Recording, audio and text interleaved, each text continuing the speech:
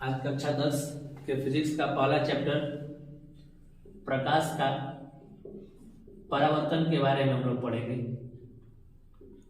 सबसे पहले जानेंगे प्रकाश क्या होता है।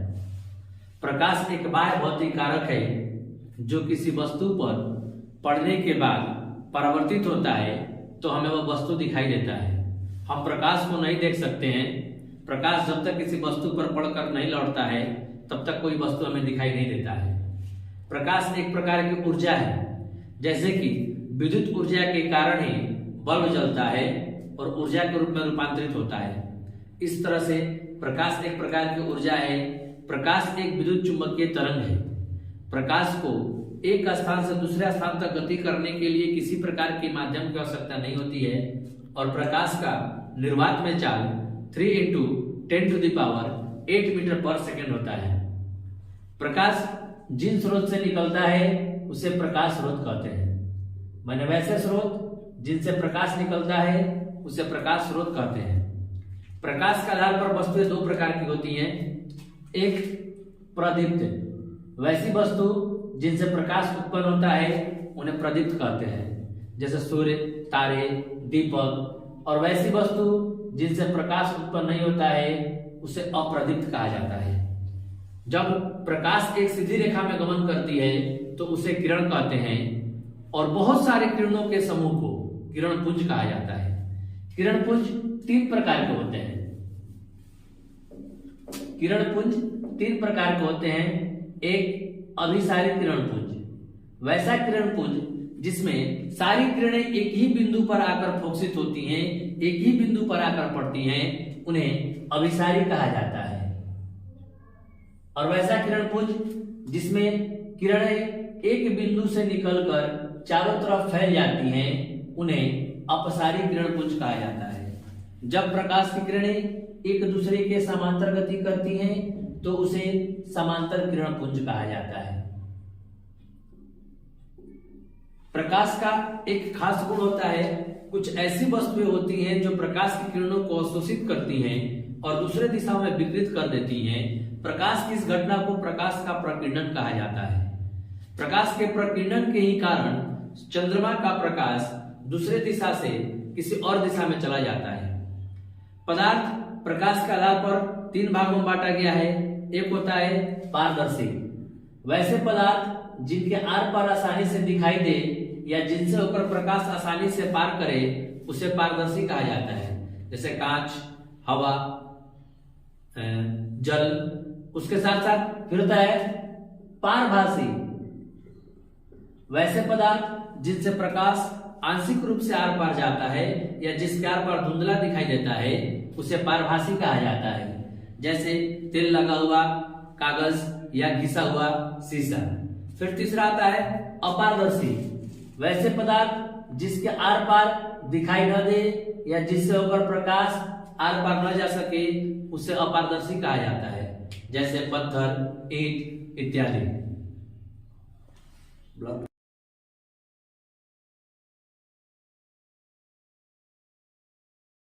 आज हम लोग कक्षा 10 के भौतिक विज्ञान के दूसरे भाग में पढ़ेंगे प्रकाश का परावर्तन और इसके नियम।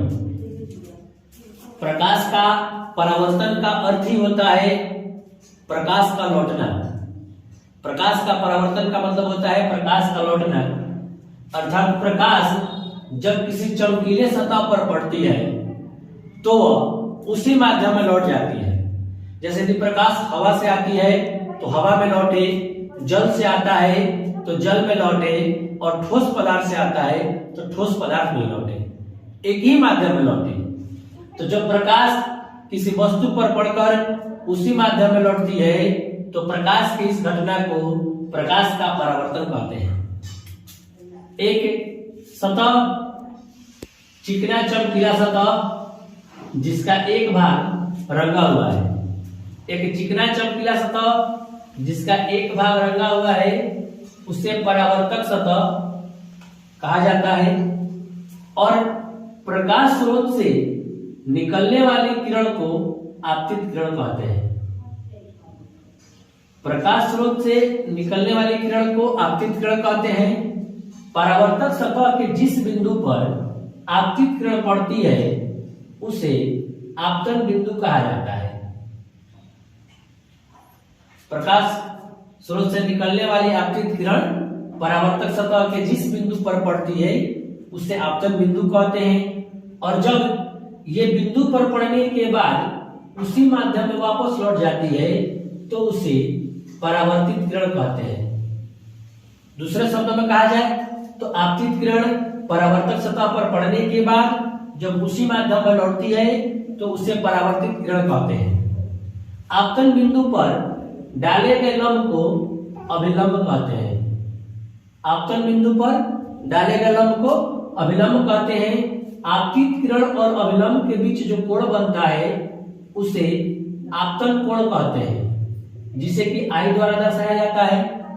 परावर्तित किरण और अभिलंब के बीच जो कोण बनता है उसे परावर्तित कोण कहते हैं। इसके बाद हम लोग प्रकाश के परावर्तन के नियम पढ़ेंगे, जिसमें आपतित किरण, परावर्तित किरण और आपतन बिंदु पर डाला गया विलंब, प्रकाश के परावर्तन के दो नियम होते हैं। जिसका पहला नियम है आपतित किरण, परावर्तित किरण और आपतन बिंदु पर डाला गया विलंब तीनों एक ही तल में होते हैं। और दूसरा नियम आपतन कोण मतलब I और परावर्तन कोण R दोनों क्या होता है तो बराबर होते हैं, जिसे कि प्रकाश के परावर्तन के नियम कहा जाता है।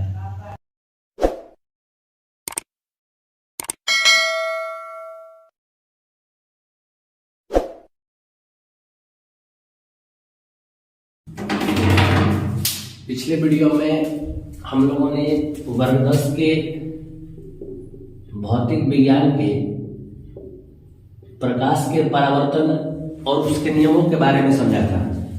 इस वीडियो में हम समझेंगे कि प्रकाश के परावर्तन कितने प्रकार के होते हैं। तो सतहों के आधार पर प्रकाश का परावर्तन दो प्रकार का होता है।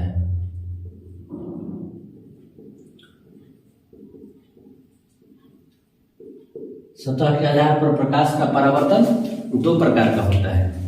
एक होता है नियमित परावर्तन, रेगुलर रिफ्लेक्शन, और एक होता है अनियमित परावर्तन, इरेगुलर रिफ्लेक्शन। नियमित परावर्तन के बारे में समझेंगे। जब प्रकाश किसी चिकने चमकीले सतह से, जिसका सतह एकदम पूरी तरह चिकना हो, परावर्तन अवस्था है तो उसे नियमित परावर्तन कहते हैं। एकदम एक समान एंगल के साथ एक समान दिशा में। जबकि दूसरी तरफ जब प्रकाश की किरण किसी रुखड़े चमकीले सतह से, किसी चदरा ऐसा हो जिसका मतलब सतह ऊपर नीचे हो, तो इधर से किरण आएगा तो इधर जाएगा, इधर से आएगा तो कभी इधर जाएगा, इधर से आने वाला किरण इधर जाएगा, मतलब इनके परावर्तन की दिशा निश्चित नहीं होती है, तो उसे अनियमित परावर्तन कहा जाता है। इसके बाद हम लोग जानेंगे दर्पण के बारे में। दर्पण क्या होता है, बात करते हैं दर्पण के बारे में। तो ऐसा ध्यान दीजिए कि जो हमारे बिहार बोर्ड में खास करके दर्पण जो होते हैं वो दो प्रकार के पढ़ाए जाते हैं, समतल दर्पण और गोलीय दर्पण। सबसे पहले दर्पण होता क्या है, एक ऐसा चिकना चमकीला सतह जो प्रकाश का परावर्तन कर सके या जिससे ऊपर प्रकाश लौट सके, उसे दर्पण कहते हैं। दर्पण दो प्रकार के, एक होते हैं समतल दर्पण और दूसरा होता है गोलीय दर्पण। लेकिन जब आप उच्च कक्षा में जाइएगा तो गोलीय दर्पण समतल दर्पण का अलावा एक होता है परवलयिक दर्पण, जिसको पैराबोला मिरर बोला जाता है। ठीक है, इन तीनों की डेफिनेशन काफी आसान है। इसका होता है प्लेन मिरर, मतलब प्लेन वैसा दर्पण जिसका परावर्तक सतह क्या हो तो समतल हो, प्लेन हो, उससे समतल दर्पण कहा जाता है। और वैसा दर्पण जिसका परावर्तन सतह गोल हो उसे गोलीय दर्पण कहा जाता है। वैसा दर्पण जिसका परावर्तन सतह परवलयाकार हो, ये हो गया हमारा समतल दर्पण। ये हो गया गोलीय दर्पण। चूंकि गोलीय दर्पण दो प्रकार के होते हैं, एक है उत्तल तो एक है अवतल। और परवलयिक दर्पण जो होता है गोल ना होकर थोड़ा सा अंडनुमा रूप में होता है, इसको बोलते हैं परवलयिक दर्पण। फिर इसके बाद हम बात करते हैं प्रतिबिंब के बारे में। तो जब किसी बिंदु स्रोत से आने वाली किरणें किसी वस्तु पर पड़कर लौटती हैं तो एक बिंदु पर वही दूसरे काटती हैं। जैसे ये मार्कर है, इसके जितने भाग से प्रकाश का परावर्तन होगा उतना भाग हमें दिखाई देगा। यदि इसको हम ऐसे ढक लेते हैं तो प्रकाश का परावर्तन सिर्फ इन्हीं भागों से हो पा रहा है, इसलिए हमें दिखाई देता है। कभी प्रतिबिंब एक किरण के कारण नहीं बनता, प्रतिबिंब दो किरणों के कारण बनता है। एक ऊपरी भाग और एक निचले भाग, दोनों भागों से जब प्रकाश का परावर्तन होता है और दोनों किरण हमारे नेत्र की रेटिना पर जाकर एक दूसरे को काटते हैं, तब इसका प्रतिबिंब हमारे रेटिना पर बनता है और हम वस्तु को देख पाते हैं। तो प्रतिबिंब दो प्रकार के होते हैं, एक होता है वास्तविक प्रतिबिंब और दूसरा होता है काल्पनिक प्रतिबिंब। ठीक ना। काल्पनिक प्रतिबिंब को आभासी प्रतिबिंब भी कहा जाता है। प्रतिबिंब दो प्रकार के होते हैं, एक वास्तविक और एक काल्पनिक। काल्पनिक का ही नाम आभासी है। वास्तविक के बारे में मतलब जब किसी वस्तु से लौटने वाली किरणें एक दूसरे को वास्तविक में काटे, एक दूसरे को एकदम स्पष्ट रूप से काटते हुए दिखाई दी, तो उससे बनने वाला प्रतिबिंब वास्तविक प्रतिबिंब होता है। वास्तविक प्रतिबिंब जो होता है वस्तु की अपेक्षा उल्टा, और काल्पनिक उल्टा बनता है और हमें स्पष्ट रूप से दिखाई देता है। जब कोई काल्पनिक की बात करते हैं तो ये सीधा बनता है, क्योंकि ये काल्पनिक किरणों के कटान से बनता है। अब हम इन दोनों के बारे में अंतर स्पष्ट करेंगे कि आभासी और काल्पनिक प्रतिबिंब में अंतर क्या होता है। तो वास्तविक प्रतिबिंब जो होते हैं वास्तविक किरणों के कटान से बनते हैं, जबकि काल्पनिक प्रतिबिंब जो होते हैं काल्पनिक किरणों के कटान से बनते हैं। वास्तविक प्रतिबिंब हमेशा उल्टा बनता है। वास्तविक प्रतिबिंब हमेशा कैसा बनता है? उल्टा। जबकि काल्पनिक प्रतिबिंब हमेशा क्या बनता है? सीधा। वास्तविक प्रतिबिंब को पर्दे पर प्राप्त कर सकते हैं। वास्तविक प्रतिबिंब हमारे पर्दे पर प्राप्त होता है, जबकि ये पर्दे पर प्राप्त नहीं होता है। वास्तविक प्रतिबिंब हमारे पर्दे पर प्राप्त होता है, जैसे कि चलचित्र सिनेमा घर में जो देखते हैं ना, वो वास्तविक होता है। और ठीक आईने के सामने हम लोग जो खड़े होते हैं वो क्या होता है? काल्पनिक, क्योंकि उसको हम लोग ऑब्जर्व मतलब फाइंड नहीं कर सकते हैं। वास्तविक प्रतिबिंब हमेशा दर्पण के सामने वास्तविक प्रतिबिंब दर्पण के सामने बनता है, और जो काल्पनिक होता है वो दर्पण के पीछे बनता है।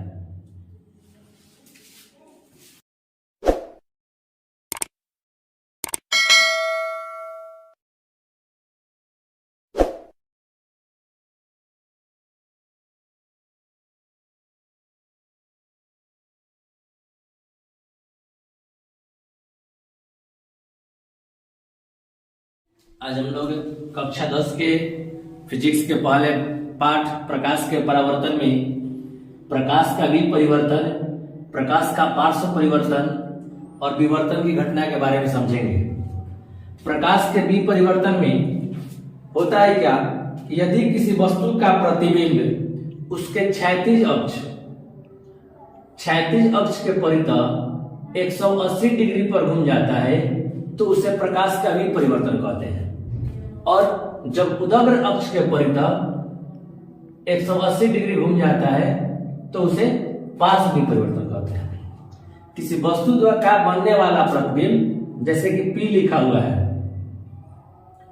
यदि इसका प्रतिबिंब इसका ऊपरी भाग नीचे और नीचे वाला भाग ऊपर बन जाए, मतलब यहाँ पर मिररिंग हो और मिरर से इसका ऊपरी वाला भाग नीचे और नीचे वाला भाग ऊपर, मतलब क्षैतिज अक्ष के परितः जब 180 डिग्री पर इसका प्रतिबिंब घूम जाता है तो उसे प्रकाश का विपरिवर्तन कहा जाता है। और जब यही प्रतिबिंब उदग्र अक्ष के परितः, उदग्र मीन्स खड़े अक्ष के परितः, जब कोई मिरर खड़ा हो तब जैसे P ऐसे लिखा हुआ है, इसको जब मिररिंग करते हैं और इसका इमेज इस प्रकार से बन जाता है, ये उदग्र अक्ष के परितः 180 डिग्री पर झुक जाता है, तो उसे पार्श्व विपरिवर्तन कहा जाता है। फिर बात आती है विवर्तन, प्रकाश का विवर्तन। कभी कभी हम लोग ऐसा देखते हैं कि यदि किसी प्रकाश के गति पथ में अपारदर्शी वस्तु को रख दिया जाता है तो वो उसके किनारे से मुड़ने की प्रवृत्ति को दर्शाता है। जैसे मैं अपने हाथ की हथेली पर रखता हूं तो लाइट यहाँ से इधर से मुड़ना, इधर से मुड़ना, ऊपर से मुड़ने की प्रवृत्ति को दर्शाता है, जिसके कारण किसी ऑब्जेक्ट के जस्ट देखिएगा कि बगल में काला सैडेड पार्ट बनता है। प्रकाश की इस घटना को डिफ्रैक्शन या प्रकाश का विवर्तन कहा जाता है। इसके बाद हम लोग पढ़ेंगे समतल दर्पण द्वारा बने प्रतिबिंब की विशेषता। समतल दर्पण द्वारा बने प्रतिबिंब की विशेषता, ये बोर्ड एग्जाम्स में आने वाले क्वेश्चनों में से इंपॉर्टेंट है। तो जब समतल दर्पण के सामने हम किसी वस्तु को रखते हैं तो उसका प्रतिबिंब जितनी दूरी पर वस्तु होता है उतनी दूरी पर नजर आता है। यदि आपके पास ये एक समतल दर्पण है, इससे 2 मीटर की दूरी पर कोई वस्तु रखा गया है तो इसका प्रतिबिंब दर्पण के पीछे 2 मीटर की ही दूरी पर बनेगा। मतलब पहला गुण हम लोग क्या पढ़ेंगे कि वस्तु दूरी और प्रतिबिंब दूरी बराबर होता है। वस्तु दूरी और प्रतिबिंब दूरी, object distance and image distance, हमेशा क्या होता है, वो बराबर होता है। दूसरी चीज ध्यान देंगे कि समतल दर्पण में बनने वाला प्रतिबिंब दर्पण के पीछे बनता है। दैट मीन्स इसका मतलब क्या है, इसमें हमेशा वर्चुअल इमेज बनता है। इसमें कैसा इमेज बनता है, तो वर्चुअल इमेज बनता है। तीसरा बात, जितना बड़ा वस्तु होगा, जितना वस्तु का आकार होगा, प्रतिबिंब का आकार भी वही होगा। मतलब साइज ऑफ ऑब्जेक्ट और साइज ऑफ इमेज, वस्तु का आकार और प्रतिबिंब का आकार दोनों बराबर होते हैं। इसके साथ साथ इसमें क्या होता है कि यदि हम लोग समतल दर्पण में प्लेन मिरर के सामने अपने राइट हैंड को रखते हैं तो मिरर की दूसरी तरफ लेफ्ट हैंड दिखाई देता है, जिसे कि पार्श्व विपरिवर्तन कहा जाता है। तो 4 नंबर में हम लोग क्या लिखेंगे कि समतल दर्पण में पार्श्व विपरिवर्तन होता है। समतल दर्पण में पार्श्व विपरिवर्तन होता है। चूंकि समतल दर्पण में बनने वाला काल्पनिक प्रतिबिंब प्राप्त होता है, इसलिए इसमें बने प्रतिबिंब को जो प्लेन मिरर में इमेज का फॉर्मेशन होता है, हम लोग उसे पर्दे पर माने किसी भी स्क्रीन पर नहीं प्राप्त कर सकते हैं।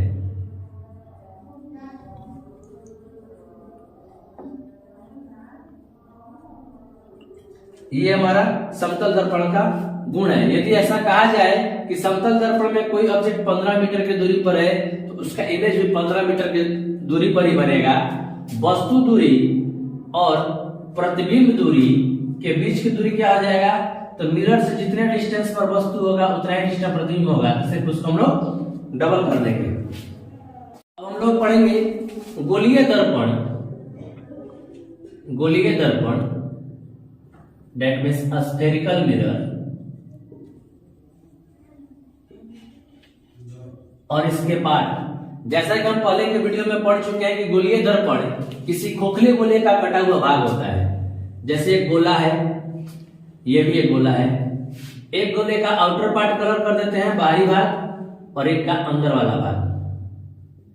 जब इसके इस भाग को काट देते हैं तब हमारा बनता है अवतल दर्पण, मतलब कनकेव मिरर। और जब इसके इस पार्ट को काटते हैं तो बनता है उत्तल दर्पण, मतलब कन्वेक्स मिरर। इसको बोलते हैं कनकेव मिरर और इसको बोलते हैं कन्वेक्स मिरर। जिसका अंदर वाला पार्ट प्रकाश का परावर्तन करता है, जिसका inner part reflection of light करता है, उसको बोलते हैं कनकेव, और जिसका outer part reflection of light करता है उसको बोलते हैं कन्वेक्स मिरर। चूंकि ये स्फेरिकल मिरर किसी ना किसी स्फीयर के एक पार्ट होते हैं, ये जो स्फेरिकल मिरर होते हैं किसी ना किसी स्फीयर के एक पार्ट होते हैं। तो इस स्फीयर का जो सेंटर होता है, जो इसका केंद्र होता है, उसे सेंटर ऑफ कर्वेचर बोलते हैं। ठीक है, जिसको हम लोग लिखते हैं वक्रता केंद्र, centre of curvature. Centre of curvature को सी से डिनोट करते हैं। मतलब गोलीय दर्पण जिस खोखले गोले का कटा हुआ भाग होता है, उस गोले के सेंटर को वक्रता केंद्र बोला जाता है, सेंटर ऑफ कर्वेचर। इसके बाद हम लोग बात करते हैं पोल की। जैसे हमारे एक मिरर है, इस मिरर का जो मिडिल पार्ट होता है दोनों मिरर के लिए, उसको पोल बोलते हैं, ध्रुव। ठीक है, उसको क्या बोलते हैं?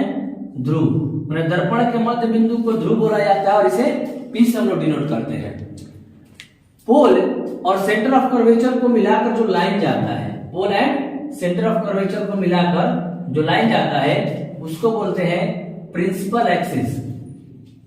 प्रिंसिपल एक्सिस, जिसको मुख्य अक्ष या प्रधान अक्ष कहा जाता है, मुख्य अक्ष या प्रधान अक्ष। उसके बाद आता है वक्रता त्रिज्या, सेंटर ऑफ कर्वेचर। वक्रता त्रिज्या, radius of curvature, radius of curvature. इसको आर से डिनोट करते हैं। मतलब सेंटर ऑफ कर्वेचर, मतलब सेंटर और पोल को जो लाइन मिलाता है उसको रेडियस ऑफ कर्वेचर बोलते हैं। क्योंकि सेंटर और पोल जो सर्कमफेरेंस ऑफ सर्कल होता है, उसका ऑल डिस्टेंस क्या होता है? तो इक्वल होता है। इसलिए जो रेडियस होता है स्फेरिकल मिरर में, वो हमेशा क्या होता है? इक्वल होता है। उसके बाद द्वारक, जो हमारे दर्पण की चौड़ाई होती है, जिसे हम नॉर्मली एम डैश या एम से डिनोट करते हैं। जो दर्पण की चौड़ाई होती है उसे हम लोग कहते हैं क्या? द्वारक कहते हैं। ये हमारे कुछ मुख्य परिभाषाएं हैं। करते हैं गोलीय दर्पण के फोकस के बारे में। ठीक है, फोकस को समझना काफी जरूरी है, क्योंकि फोकस से ही सारे पिक्चर के जो होते हैं डायग्राम हम लोग बनाते हैं। और दोनों ही फोकस, दोनों ही मिरर में, अवतल और उत्तल दोनों ही मिररों के फोकस को हम लोग समझेंगे। जैसे ये है कॉनकेव मिरर और ये हमारा कन्वेक्स, एक अवतल है तो एक उत्तल है। ये हमारा प्रिंसिपल एक्सिस हो गया, जिसे अभी हम लोग पढ़े हैं। इसको एक्स एक्स डैश से भी डिनोट करते हैं। ये जो पॉइंट होता है ये पोल होता है। अब बात करते हैं, हमारा मिरर है एम डैश। अब इसमें हमें समझना है फोकस। जब प्रिंसिपल एक्सिस के जो मुख्य अक्ष होता है, इसके समांतर जो भी किरण आकर हमारे दर्पण पर आपतित होती है, वो हमारे दर्पण से टकराता है, उसको स्ट्राइक करता है। तो आफ्टर रिफ्लेक्शन, परावर्तन के बाद, ये सभी किरणें परावर्तन के बाद मुख्य अक्ष के जिस बिंदु से होकर जाती है, हमारा जो है कनकेव मिरर में ये पूरी रियल रूप में दिखाई देंगी एक दूसरे को काटते हुए। मुख्य अक्ष के जिस बिंदु से होकर जाती है, या फिर कन्वेक्स में क्या होगा? ये ऊपर की ओर चला जाएगा। तो इसका हम लोग वर्चुअल लाइन ड्रॉ करते हैं। वर्चुअल लाइन ड्रॉ करते हैं तो मतलब रिफ्लेक्शन के बाद मुख्य अक्ष के जिस बिंदु से होकर जाती है या जाते ही प्रतीत होती है। ये रियल है तो एक दूसरे में काटते हुए दिखाई देती है, ये वर्चुअल है तो इसको एज्यूमिंग किया जाता है वहां काट रहा है। जिस बिंदु से होकर जाती है उसे फोकस कहा जाता है। फोकस को एफ से डिनोट किया जाता है। इसके साथ ही साथ इसमें समझेंगे फोकस दूरी। जो पोल है हमारा पी, पोल और फोकस दोनों ही मिरर के लिए पोल एंड फोकस मतलब P F, pole and focus के बीच के डिस्टेंस को फोकस दूरी कहते हैं। उसे क्या कहते हैं? फोकल लेंथ, फोकस दूरी। इसको हिंदी में फोकसांतर, नभ्यांतर भी कहा जाता है, जबकि इंग्लिश में इसका शब्द क्या होता है? Focal length. और फोकल लेंथ जो होता है हमारा रेडियस का हाफ होता है। फोकल लेंथ जो होता है हमारा रेडियस का हाफ होता है। F equal to R/2। अब हम लोग अगले वीडियो में कनकेव एंड कन्वेक्स दोनों मिरर में F इक्वल टू R/2 मतलब relation between centre radius of curvature and focal length के बारे में हम लोग पढ़ेंगे, जो कि आपको अगले वीडियो में मिलेगा।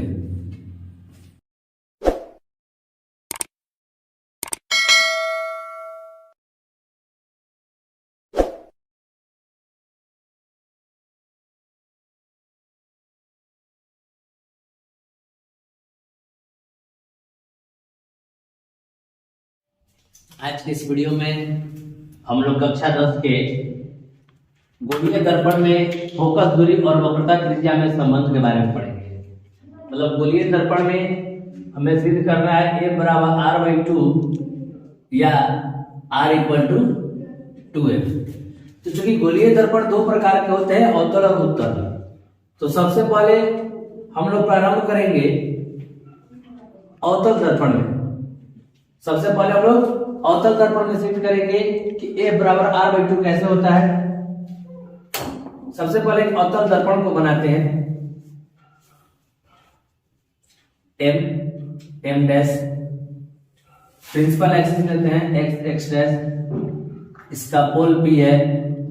एक रे a प्रिंसिपल एक्सिस के पैरेलल मुख्य अक्ष के समांतर दर्पण पे जाता है और दर्पण के b बिंदु पर आपतित होता है और परावर्तित होकर मुख्य अक्ष के फोकस से होकर गुजरता है। उसके बाद हम लोग b बिंदु पर, आपतन बिंदु पर मतलब अभिलंब डालते हैं। हमारा बीसी जो क्या है वो अभिलंब है। तो इसको सबसे पहले लैंग्वेज में लिखते हैं कि दिए गए दर्पण में m डैश एक अवतल दर्पण है जिसका मुख्य अक्ष x डैश p ध्रुव एक फोकस तथा c वक्रता केंद्र है।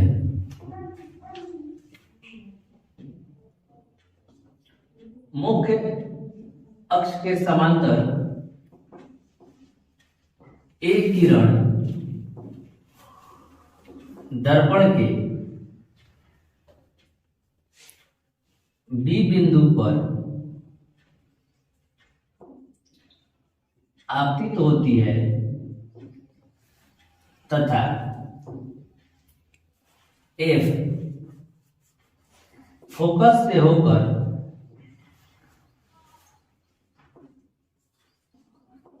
परावर्तित होती है। BC अभिलंब है। तो हमें सिद्ध करना है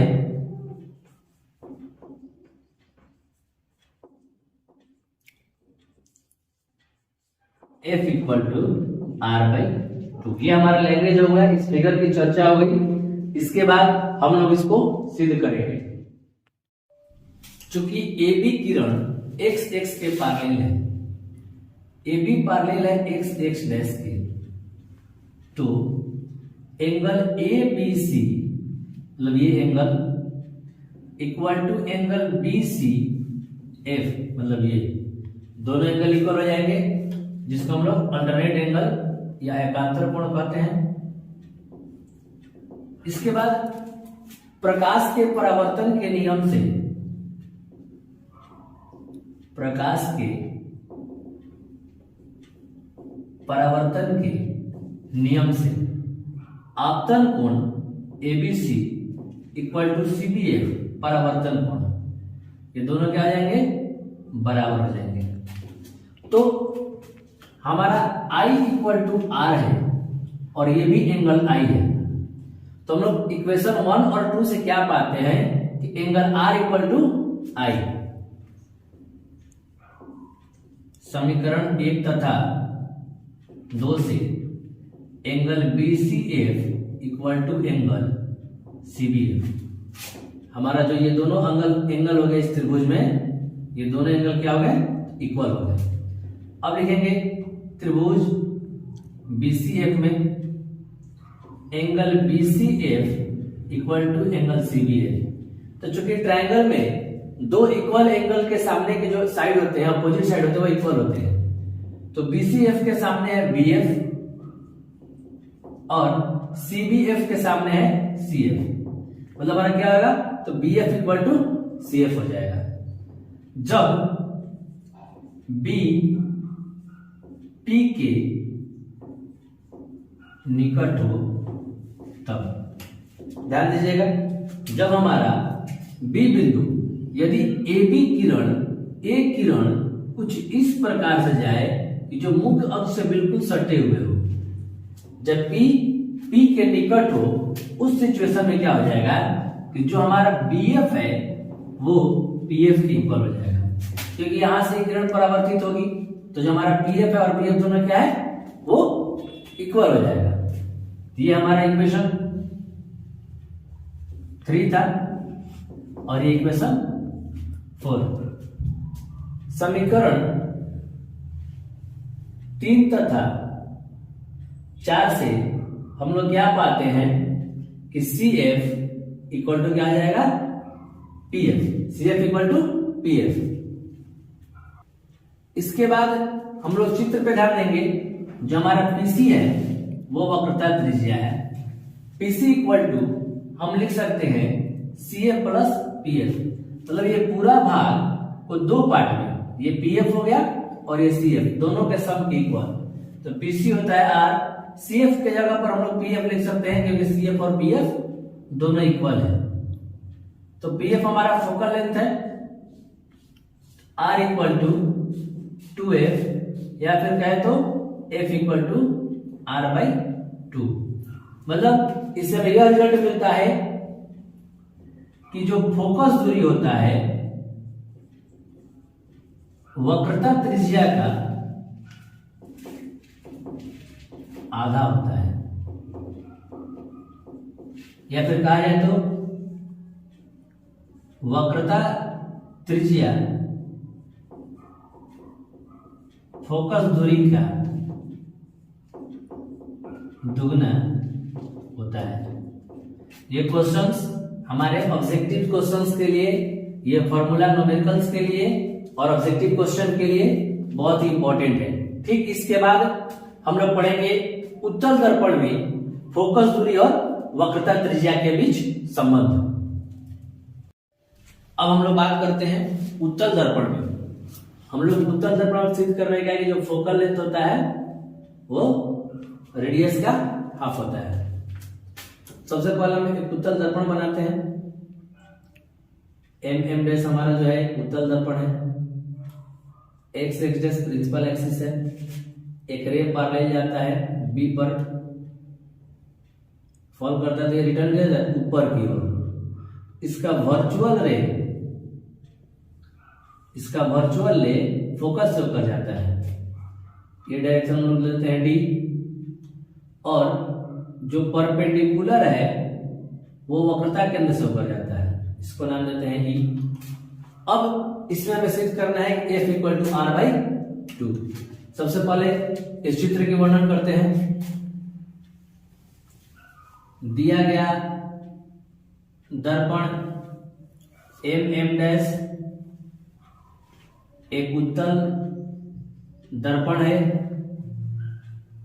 जिसमें P ध्रुव, x डैश मुख्य अक्ष, C वक्रता त्रिज्या, F फोकस है। A किरण मुख्य अक्ष के समांतर दर्पण के B बिंदु पर आपतित होता है, जो कि D की दिशा में परावर्तित हो जाता है, जिसका काल्पनिक किरण फोकस F से होकर गुजरता है। EB अभिलंब है जो C तक मिलाया गया है। अब हम लोग देखते हैं प्रकाश के परावर्तन के नियम से आपतन कोण और परावर्तन कोण मतलब A B equal to angle EBD, equation 1। फिर ए बी पैरेलल है एक्स एक्स डैश के, तो angle E B A equal to angle B C F, ये हमारा हो जाएगा संगत कोण। ये क्या है तो संगत कोण है। इसके बाद angle E B D equal to angle C B F, ये जो हमारा क्या है समूह कोण। समझते हैं समीकरण 1, 2 तथा 3 से। ध्यान दीजिए हमारा ये एंगल आई है, ये आर है, प्रकाश के परावर्तन से दोनों इक्वल है। आर जो है वो इसके इक्वल है संगत कोण से, और ये आर जो है इसके इक्वल है समूह कोण से। तो ये दोनों क्या हो जाएंगे, कोण बराबर हो जाएंगे।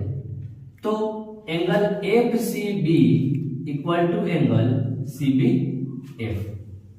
अब लेंगे क्या, त्रिभुज बी सी एफ में जब दोनों कोण बराबर हैं तो दोनों के सामने की भुजाएं सी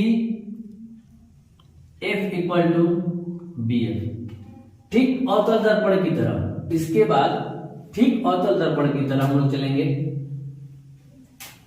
जब बी पी के नजदीक हो तब हमारा क्या हो जाएगा, तो पी एफ बराबर बी एफ। ये हमारा इक्वेशन 4 और ये हमारा इक्वेशन 5। इसके आगे देखते हैं। अब समीकरण 4 तथा 5 से हमें प्राप्त हुआ क्या, P F equal to B F, और पहले मिला था क्या, C F equal to B F. तो क्या हो जाएगा, P F equal to C F. ये समीकरण 4 था और ये 5। अब आते हैं दर्पण में चित्र से। जो हमारा पीसी है, PC equal to P F plus C F. PC equal to P F, C F की जगह पर भी रख देते हैं P F. R equal to F plus F, R equal to 2f या फिर F equal to R by 2। दोनों ही मिरर में सेम कंडीशन।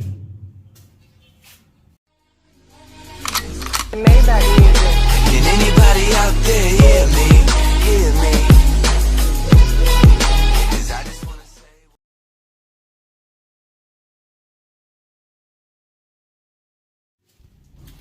आज हम लोग कक्षा 10 के फिजिक्स के वीडियो के अगले भाग में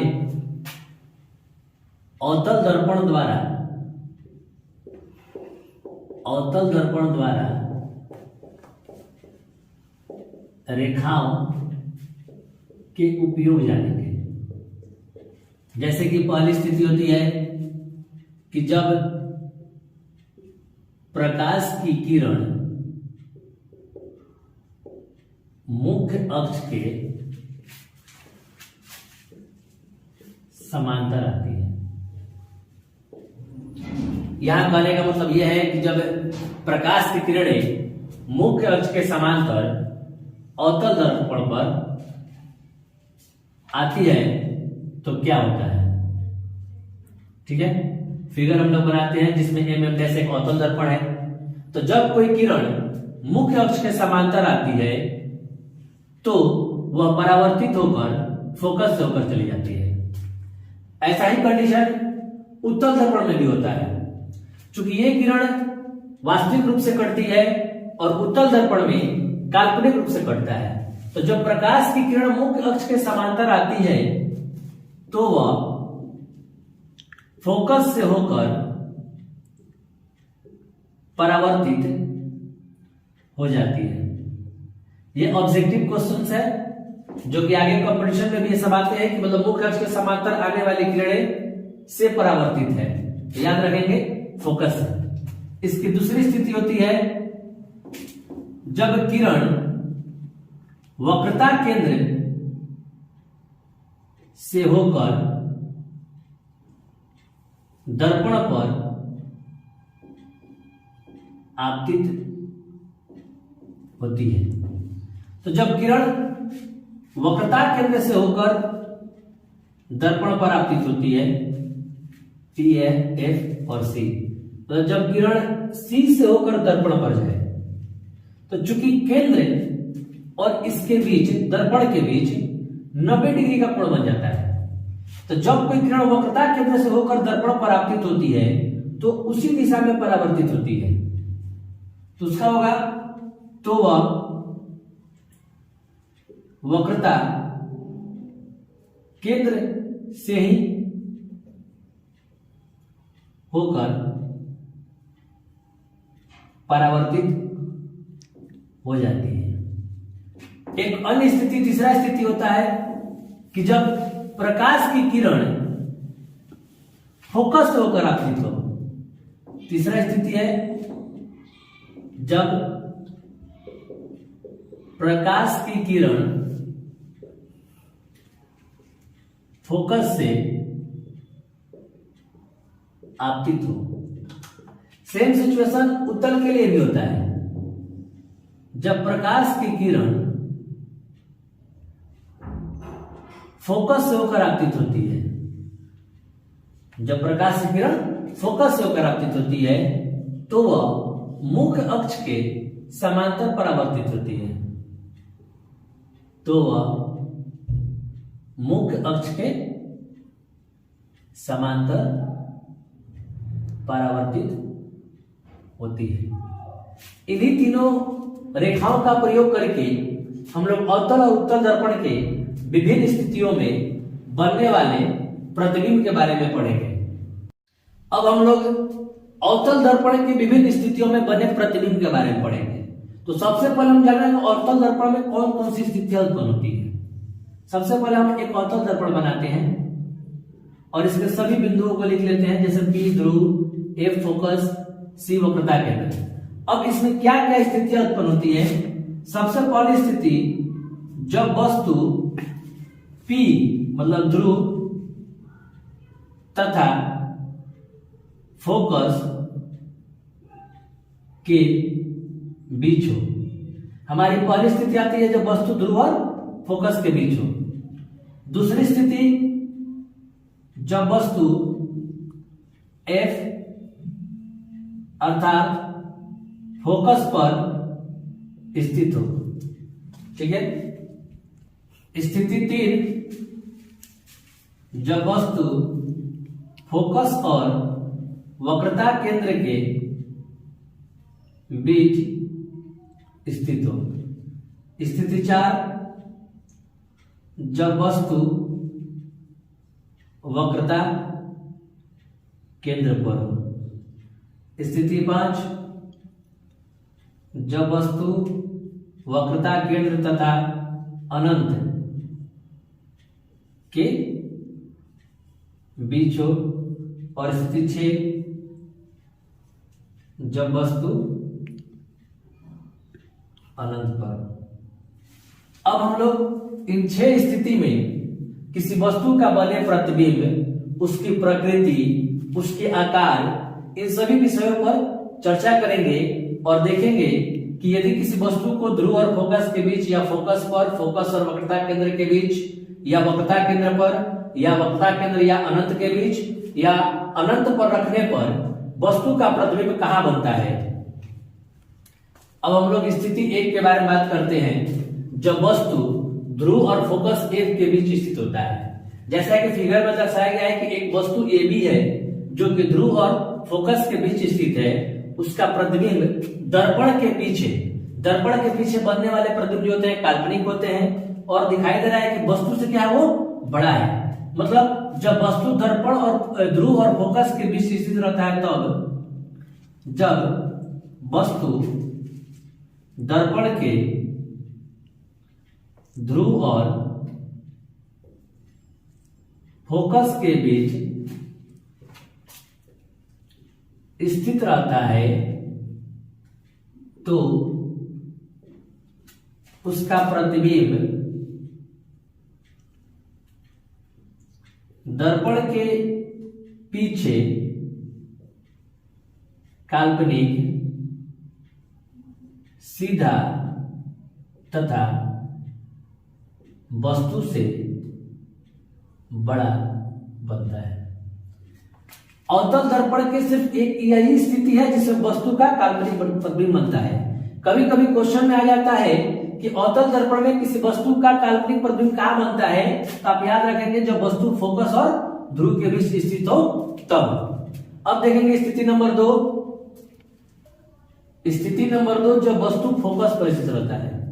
अवतल दर्पण में जब वस्तु फोकस पर स्थित रहता है तो उसका प्रतिबिंब कहां बन रहा है, तो सी के पीछे इधर, कहा मतलब अनंत पर, ये दूर दूर तक काफी दूर जाकर एक दूसरे को काटेगा।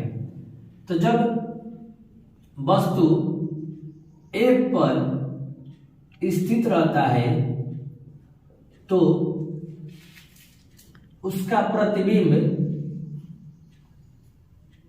अनंत पर, चूंकि ये दर्पण के सामने, अनंत पर दर्पण के सामने उल्टा, क्योंकि नीचे की ओर बन रहा है और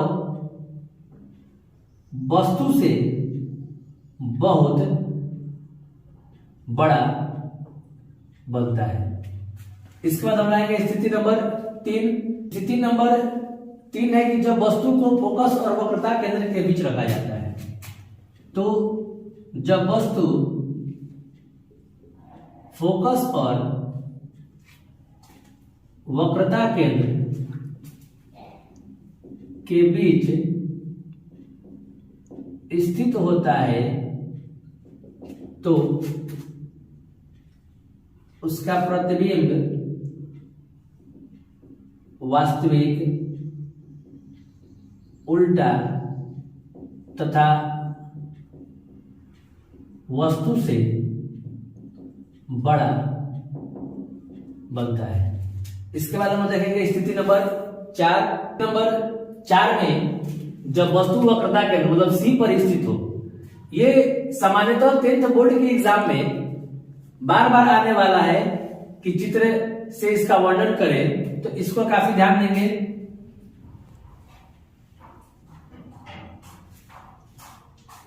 जब वस्तु अवतल दर्पण के वक्रता केंद्र अर्थात सी पर स्थित रहता है तो उसका प्रतिबिंब वक्रता केंद्र पर ही वास्तविक, उल्टा तथा वस्तु के बराबर बनता है। यही एक स्थिति है जिसमें वस्तु और प्रतिबिंब दोनों का आकार जो क्या होता है वो बराबर होता है। क्वेश्चन आता है कि किस स्थिति में वस्तु का आकार और प्रतिबिंब का आकार बराबर होता है, तो हम लोग उसका आंसर लिखेंगे जब वस्तु वक्रता केंद्र पर हो तब। अगली स्थिति है स्थिति नंबर 5। स्थिति 5, जब वस्तु वक्रता केंद्र और अनंत के बीच स्थित हो। तो जब कोई वस्तु वक्रता केंद्र और अनंत के बीच स्थित रहता है तो उसका प्रतिबिंब वक्रता केंद्र और फोकस के बीच वास्तविक, उल्टा तथा वस्तु से क्या बनता है, छोटा। जब वस्तु वक्रता केंद्र तथा अनंत के बीच स्थित रहता है तो उसका प्रतिबिंब वक्रता केंद्र तथा फोकस के बीच वास्तविक, उल्टा तथा वस्तु से छोटा बनता है। इसके बाद हमारे पास स्थिति आखिरी आएगी, मतलब 6 नंबर, कि जब वस्तु कहां हो, अनंत पर हो। स्थिति 6, जब वस्तु अनंत पर हो। तो जब वस्तु अनंत पर स्थित रहता है तो उसका प्रतिबिंब फोकस पर वास्तविक, उल्टा तथा बहुत छोटा मतलब क्या, बिंदुवत, एकदम बिंदु के आकार का बिंदुवत बनता है।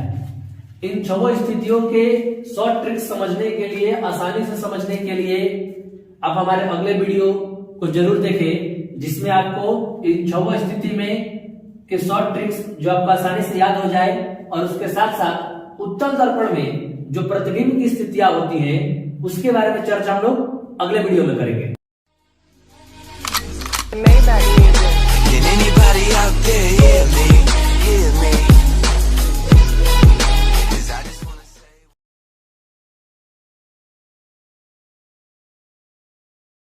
जैसा कि कक्षा 10 के फिजिक्स में पिछले वीडियो में हमने अवतल दर्पण की विभिन्न स्थितियों में रखे वस्तु का बने प्रतिबिंब, उसका आकार, उसकी प्रकृति के बारे में चर्चा किया था। तो लास्ट में हमने बोला था कि ठीक उसका एक शॉर्ट ट्रिक्स हम लोग सीखेंगे। आज की इस वीडियो में विभिन्न स्थितियों में वस्तु के रखे गए प्रतिबिंब का शॉर्ट ट्रिक सीखेंगे, ताकि बच्चों को याद करने में आसानी होगी। उसमें पहली स्थिति थी जब वस्तु P तथा F के बीच हो। तो हम लोग क्या पढ़े थे कि जब वस्तु P तथा F के बीच होता है तो प्रतिबिंब कहां बनता है, तो दर्पण के पीछे। उसका आकार क्या होता है, बड़ा। प्रकृति क्या होता है, काल्पनिक। उसकी स्थिति क्या होती है, तो सीधा। ये एक ऐसा सिर्फ एक ही सिचुएशन है अवतल दर्पण में जब किसी वस्तु का प्रतिबिंब जो होता है काल्पनिक सीधा बनता है। याद रखेंगे। इसका दूसरी स्थिति थी जब वस्तु F पर हो। तो जब वस्तु F पर रहता है तो उसका प्रतिबिंब बनता है अनंत पर। कहां बनता है, अनंत पर, जो कि क्या बनता है, तो वस्तु से बहुत बड़ा बनता है और बनेगा वास्तविक और उल्टा। वास्तविक और उल्टा। ठीक इसके उल्टा देखिएगा, हम 6 स्थिति में बता रहे हैं। जब वस्तु फोकस पर था तो प्रतिबिंब कहां बना, अनंत पर। अब वस्तु है अनंत पर। वस्तु कहां है, अनंत पर। तो जब फोकस पर था तो अनंत पर, जब अनंत पे है तो फोकस पर। याद रखना है, जब वस्तु फोकस पे है तो प्रतिबिंब अनंत पर, और जब वस्तु अनंत पर है तो फोकस पर। ये क्या है, बहुत बड़ा। इसका ठीक उल्टा बहुत छोटा। यहां पर याद रखना है कि वास्तविक ही होगा और उल्टा। एक स्थिति के बाद सारे बनने वाले प्रतिबिंब वास्तविक और उल्टा है। बस ये याद रखना है। सिर्फ एक स्थिति काल्पनिक और सीधा है, अन्य सभी वास्तविक और क्या है, उल्टा है। बात करते हैं तीसरी स्थिति पर। जब वस्तु F तथा C के बीच हो, मतलब फोकस और वक्रता केंद्र पर हो, तब उसका प्रतिबिंब कहां बनेगा, तो याद रखेंगे अनंत तथा C के बीच। अनंत तथा C के बीच बड़ा। बाकी तो लिखा हुआ है कि वास्तविक और उल्टा। ठीक इसके नीचे आइए, स्थिति 5। जब वस्तु अनंत तथा C के बीच हो। देखिए, जब फोकस पर और वक्रता केंद्र के बीच था तो अनंत और वक्रता केंद्र के बीच बना। अब वस्तु अनंत और वक्रता केंद्र के बीच है तो उसका प्रतिबिंब कहां बनेगा, फोकस तथा वक्रता केंद्र के बीच। ये बड़ा है तो ये छोटा हो जाएगा, वास्तविक और उल्टा। और चौथी स्थिति सबसे कॉमन और सबसे अधिक पूछे जाने वाले प्रश्नों में से एक है, जब वस्तु वक्रता केंद्र पर हो तो वक्रता केंद्र पर ही और बराबर। इसको ऐसे लिख दिया जाए, क्या बनता है, तो बराबर। समझने में क्या है, ध्यान देना है कि यदि वस्तु फोकस पे है तो अनंत पर, अनंत पे है तो फोकस पर। एक रिलेशन होगा। दूसरा रिलेशन याद करना है, जब वस्तु F और C के बीच है तो अनंत तथा C के बीच है, और जब वस्तु अनंत तथा C के बीच है तो F और C के बीच। यह ध्यान देना है कि जैसे जैसे हमारा प्रतिबिंब मिरर से दूर जा रहा है वैसे वैसे उसका आकार घटते जा रहा है। इस चीज को ध्यान देते हुए आप लोग इस पूरे टेबल को लिख लेंगे, याद कर लेंगे।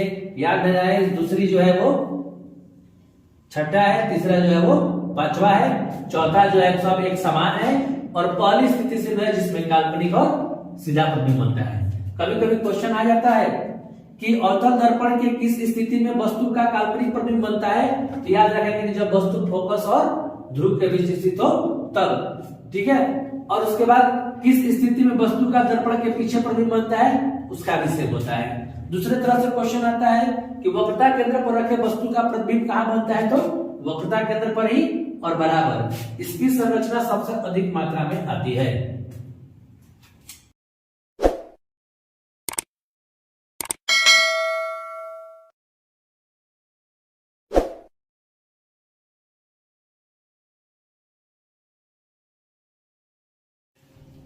आज के इस वीडियो में हम क्लास 10th के फिजिक्स के चिन्ह परिपाटी साइन कन्वेंशन के बारे में पढ़ेंगे। सबसे पहले हम जानेंगे चिन्ह परिपाटी का प्रयोग क्या है।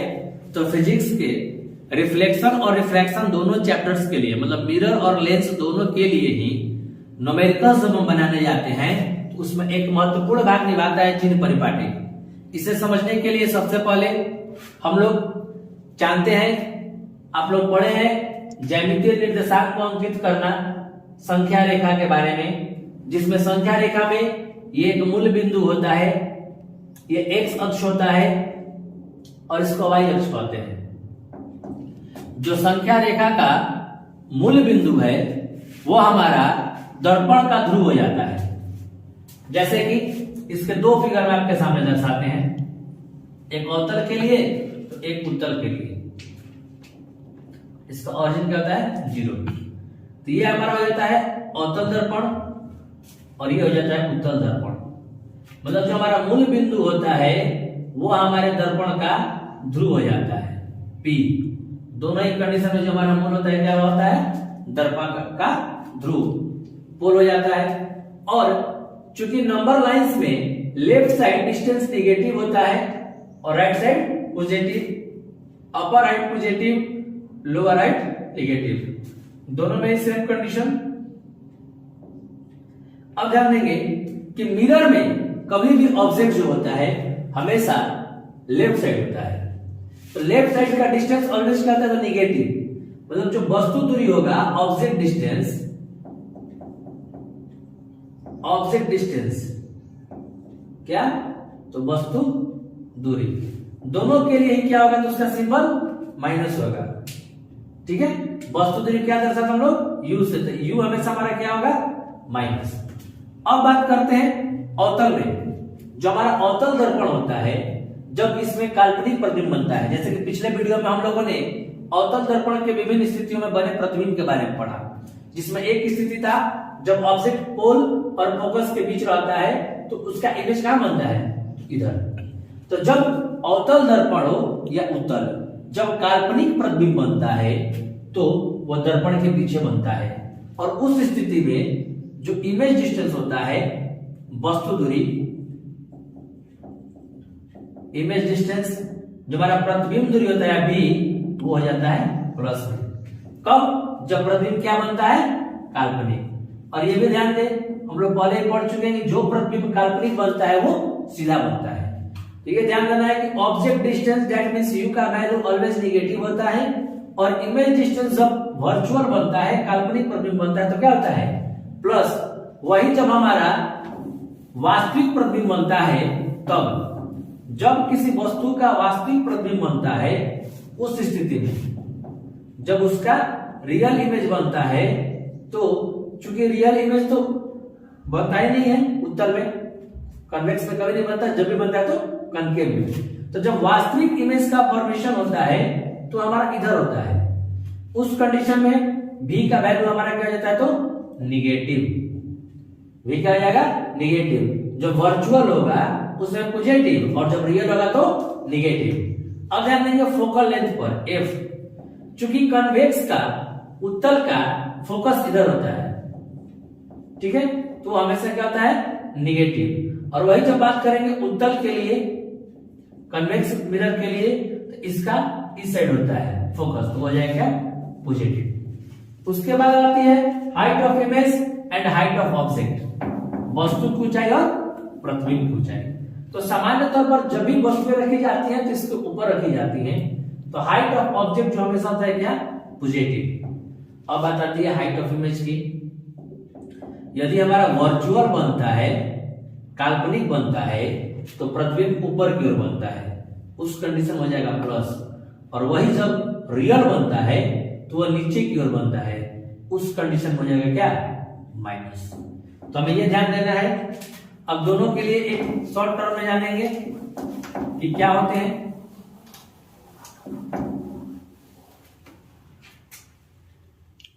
अवतल दर्पण के लिए U जो होता है हमेशा माइनस होता है, V प्लस कब, जब वर्चुअल हो, और V माइनस जब रियल हो।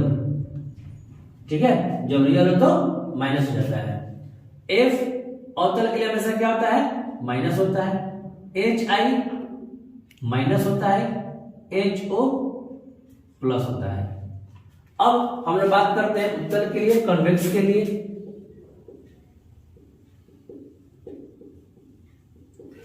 कन्वेक्स में भी ध्यान देंगे सभी चीजों को। जो ऑब्जेक्ट डिस्टेंस होता है U ऑलवेज माइनस, V चूंकि और उत्तल दर्पण में जो होता है कन्वेक्स मिरर में होता है वो हमेशा क्या बनता है, जो वर्चुअल बनता है, इस ऑलवेज होगा प्लस।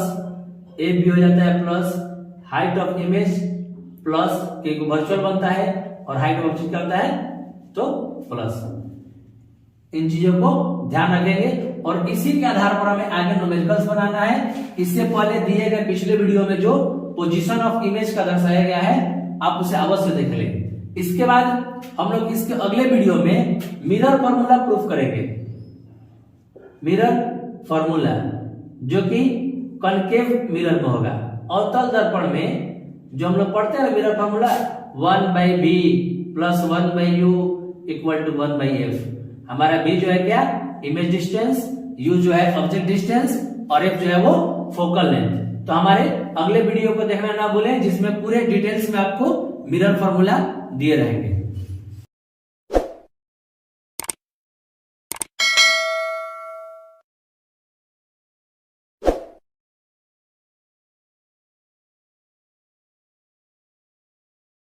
आज के इस वीडियो में वर्ग 10 के लिए हम लोग अवतल दर्पण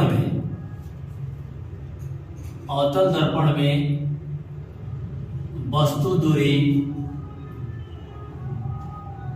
प्रतिबिंब दूरी तथा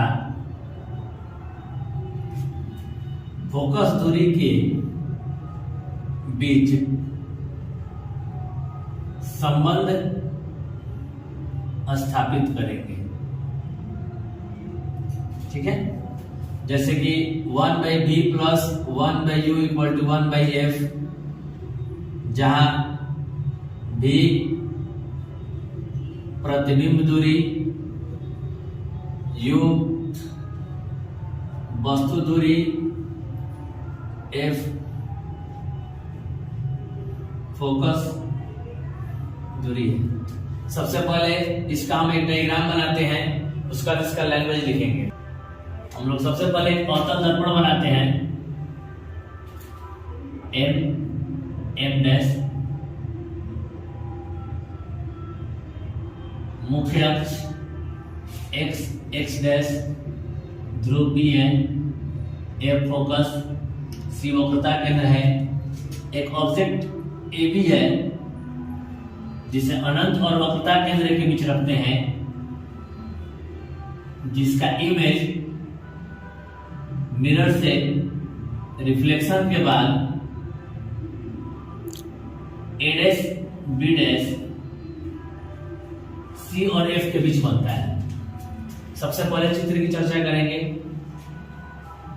दिया गया दर्पण M डैश एक अवतल दर्पण है जिसमें x डैश मुख्य अक्ष, P ध्रुव, F फोकस, C वक्रता केंद्र तथा AB वस्तु अनंत तथा C सी के बीच स्थित है, जिसका प्रतिबिंब ए डैश बी डैश एफ तथा सी के बीच बनता है। चित्र से हमें प्राप्त है P F equal to focus negative में P B dash minus A, P B minus U और पी सी हमारा होता है -2a। अब इसके बाद हम लोग को सिद्ध करना है कि 1/b + 1/u = 1/f। इसको समझने के लिए सबसे पहले हम लोग मैथ का एक चीज जानते हैं, त्रिभुज को समरूप करना। ये हम लोग रफे सीखेंगे। हम लोग 10th क्लास के मैथ के त्रिभुज में पढ़ेंगे कि जब दो त्रिभुजों के कम से कम दो कोण एक दूसरे के बराबर होते हैं तो दोनों त्रिभुज समरूप होते हैं और उनकी भुजाएं समानुपाती हो जाती हैं। तो हम लोग सबसे पहले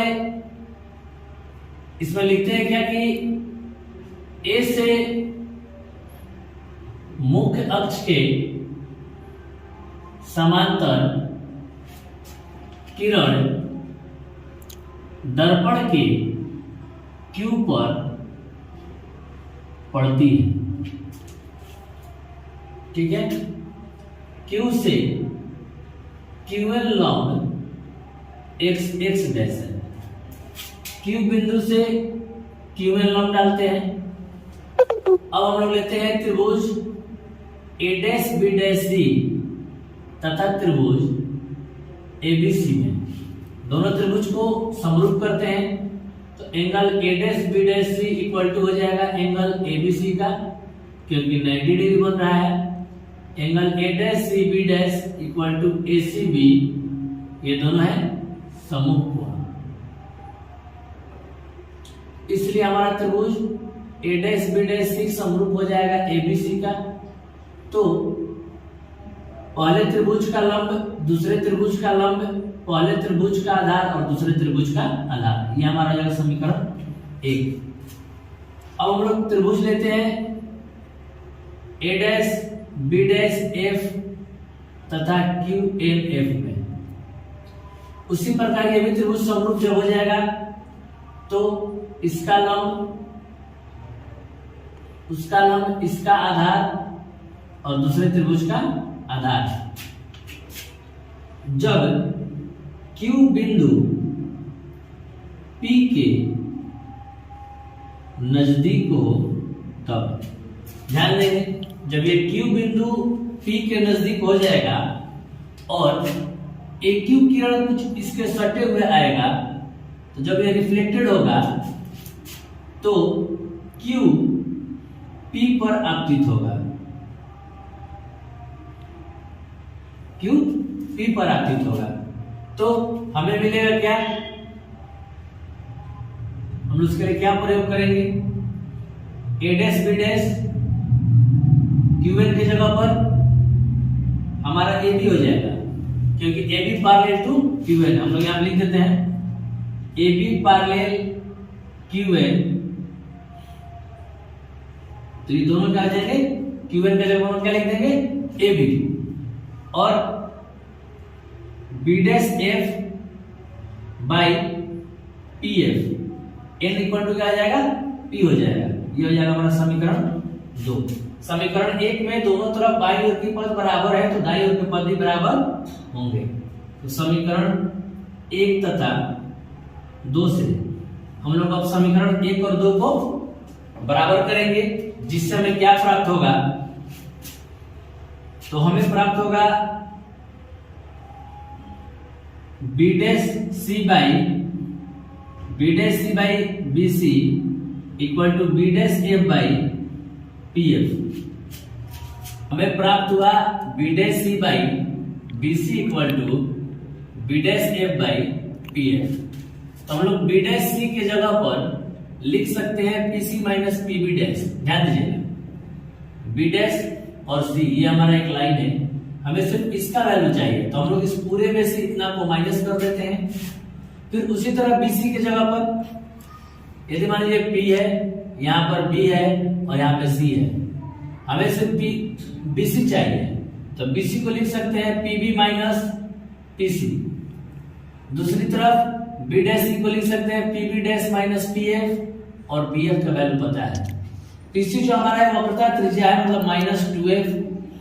PB हमारा PB डैश जो है वो प्रतिबिंब दूरी है, PB वस्तु दूरी है, PC हमारा वक्रता त्रिज्या है। सबका वैल्यू सिर्फ हम लोग रखते जा रहे हैं, ठीक है। तो -2f minus minus plus -u plus 2f minus b plus f by minus f।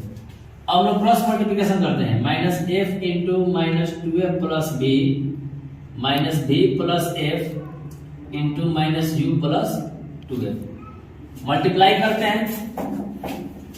तो -f और -2f को मल्टीप्लाई करें तो plus 2f square plus minus minus bf।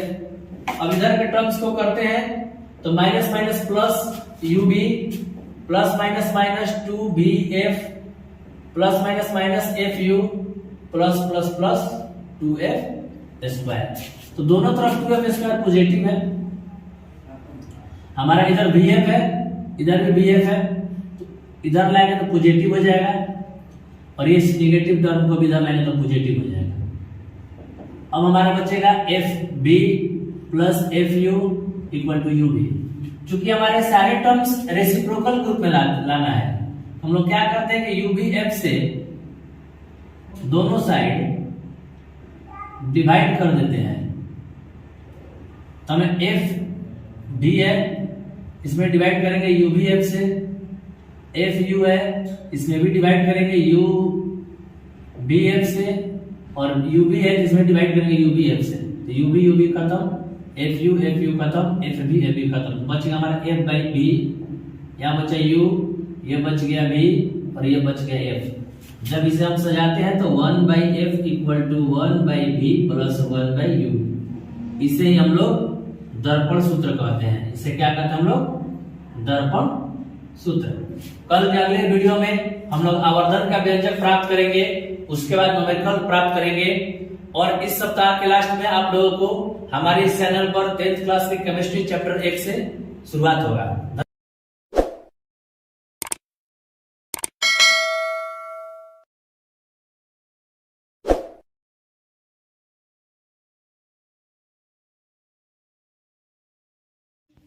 आज के इस वीडियो में हम लोग क्लास 10 के आवर्धन मैग्निफिकेशन के बारे में पढ़ेंगे और इसके व्यंजक को प्राप्त करेंगे। आवर्धन जो होता है एक प्रकार का तुलना होता है वस्तु और प्रतिबिंब की ऊंचाई, वस्तु और प्रतिबिंब के बीच की दूरियों के बारे में। आवर्धन का परिभाषा जो होता है प्रतिबिंब की ऊंचाई, प्रतिबिंब की ऊंचाई तथा वस्तु की ऊंचाई के अनुपात को आवर्धन कहते हैं। ध्यान देने वाली बात है इसमें कि प्रतिबिंब की ऊंचाई है और वस्तु की ऊंचाई है, दोनों ऊंचाई है और दोनों का अनुपात है। यदि प्रतिबिंब की ऊंचाई hi तथा वस्तु की ऊंचाई ho हो तो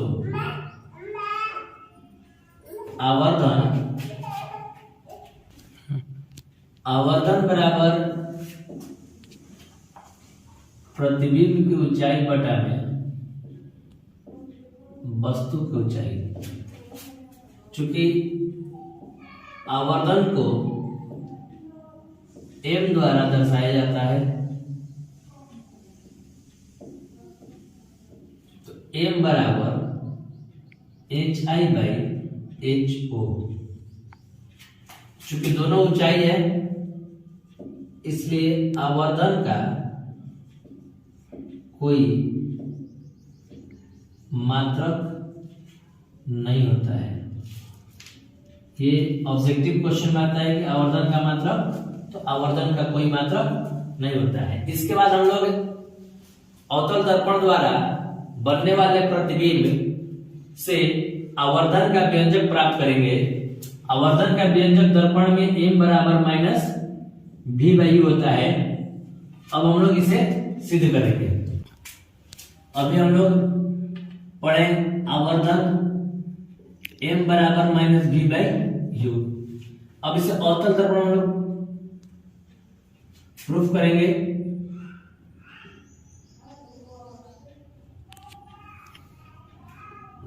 सबसे पहले इसका विवरण तैयार करेंगे।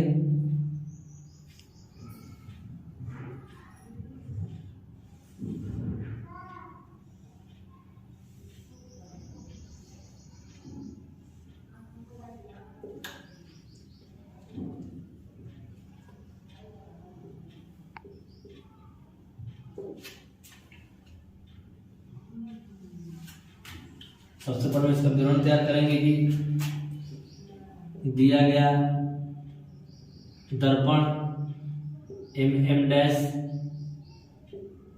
एक अवतल दर्पण है जिसमें x डैश मुख्य अक्ष, p ध्रुव, f फोकस, c वक्रता केंद्र है। एक वस्तु AB जिसकी ऊंचाई HO है, F तथा C के बीच स्थित है, जिसका प्रतिबिंब A dash B dash C तथा अनंत के बीच बनता है, जिसकी ऊंचाई HI है। अब जैसे कि हम लोग दर्पण सूत्र में दो त्रिभुजों को समरूप किए थे, इसमें भी लेंगे त्रिभुज A dash B dash P तथा त्रिभुज AB P में angle A dash B dash P equal to angle ABP जो है 190 डिग्री है, क्योंकि दोनों वस्तु जो है एकदम सीधे रूप से खड़ी है। और angle A dash PB dash और AP भी प्रकाश के परावर्तन के नियम से, क्योंकि आपतन कोण और परावर्तन कोण बराबर होते हैं, इसलिए त्रिभुज A dash B dash P समरूप हो जाएगा APB का। तो एक का ऊंचाई दूसरे की ऊंचाई, एक का आधार दूसरे का आधार। चूंकि A डैश B डैश हमारा प्रतिबिंब की ऊंचाई है और वह नीचे की ओर है, तो चिन्ह परिपाटी के द्वारा जो नीचे की ओर ऊंचाई होता है वह ऋणात्मक होता है, तो माइनस HI। वस्तु ऊपर है तो HO, प्रतिबिंब और वस्तु दोनों दूरियां इधर है, तो माइनस B और माइनस U, ये माइनस कट जाएगा। HI/HO equal to minus B/U। चूंकि हम लोग पढ़े हैं m बराबर H डैश बाई HI/HO, यहाँ जाएगा m बराबर माइनस B/U, जिसे कि आवर्धन का हम लोग व्यंजक कहते हैं। इसी के आधार पर ठीक अगले वीडियो में आप लोगों को इस चैप्टर के भारतीय भवन किताब का जो आंकिक प्रश्न है बनाया हुआ दिया जाएगा, और उसके बाद हम लोग केमिस्ट्री का चैप्टर 1 पढ़ेंगे।